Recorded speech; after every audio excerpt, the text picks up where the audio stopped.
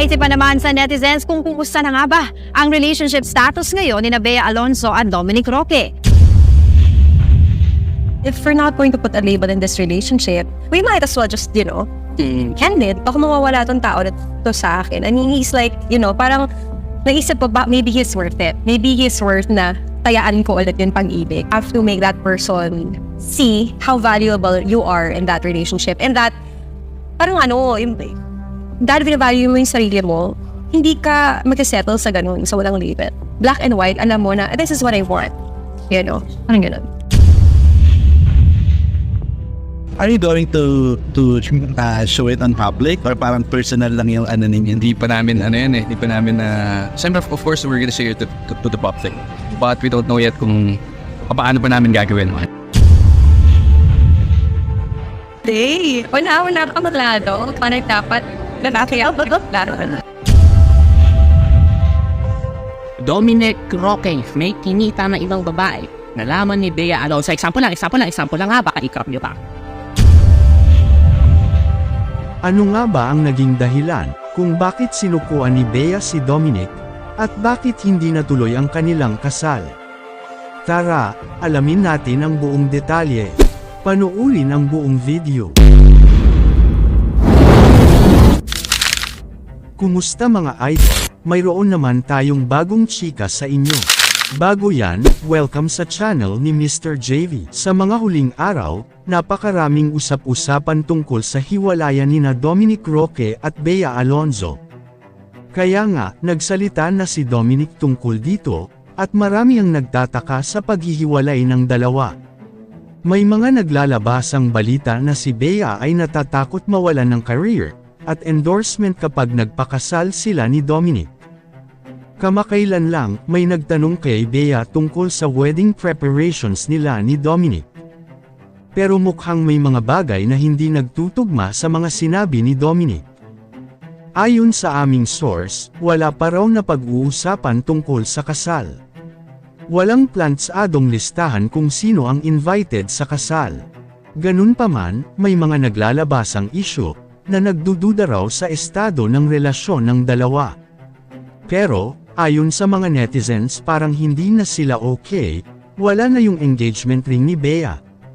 Nakakapagtaka nga yung post ni Dominic sa Instagram, parang malungkot.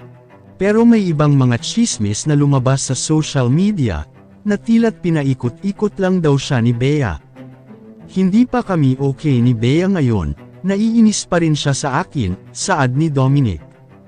Hindi lang ngayon nagsimula ang kontrobersya kay Bea Alonzo.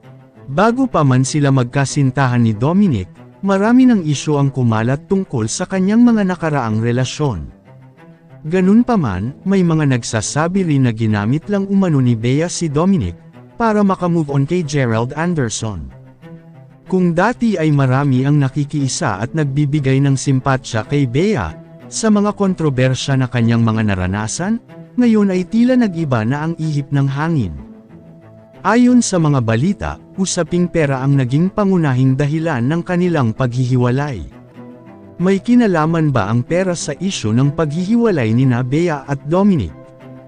May mga reports na nagsasabi tungkol sa mga plano ng kanilang wedding.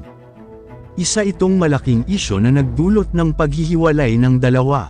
At speaking of social media, may mga lumabas na komento ni Dominic na nagbigay ng clue tungkol sa sitwasyon.